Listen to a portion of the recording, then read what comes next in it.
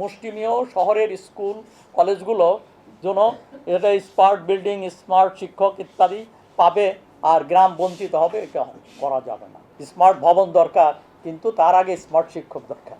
তো আমরা দেখি যে গণিতের শিক্ষক নাই, অঙ্কের শিক্ষক নাই, এবং বিশেষ করে গ্রামের প্রাথমিক স্কুলগুলো, আমি গ্রামের আমার স্কুল এবং কলেজের সঙ্গে আমি যুক্ত আছি, আমি যাই, আমি তো জানি যে সেখানে শিক্ষক পাওয়া যায় না।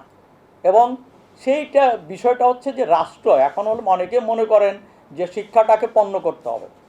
তো আমাদের মতো দেশে যদি উন্নয়ন হয়, যদি আপনার ভিয়েতনামের রেফারেন্স এসছে, সেখানে শিক্ষাটা পণ্য না, সেখানে রাষ্ট্র শিক্ষা স্বাস্থ্যের দায়িত্ব নিয়েছে, যে কারণে সেখানে র্যাপিড উন্নতি ঘটেছে।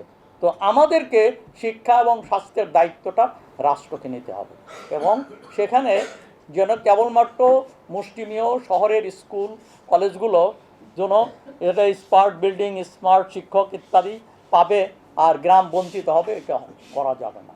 এই বিষয়গুলোকে বিবেচনা করা দরকার। শহরের তো আমরা শহর উন্নয়ন করছি, শহরের বস্তির মানুষকে কিন্তু হিসাবে রাখছে না। এখন পর্যন্ত শহরের বস্তি থাকতে হবে, বস্তি শব্দটা কেন? ওখানে কি বহুতল ভবন হতে পারে না? অনেক ক্ষেত্রেই তো অপচয় হচ্ছে, ভোগ বিলাস অপচয় কম হচ্ছে না। এবং আসলে সরকারের যে সাইজ, এই সাইজটাও কমানো দরকার। এত বড় সাইজ, এত বড়, এটা জাতি বহন করতে পারছে না। এখানেও আমাদেরকে বিবেচনায় রাখতে হবে যে উৎপাদনমুখী কার্যক্রমে আমরা কিভাবে নিবেদিত হতে পারি, এবং সেই দিকে করা দরকার।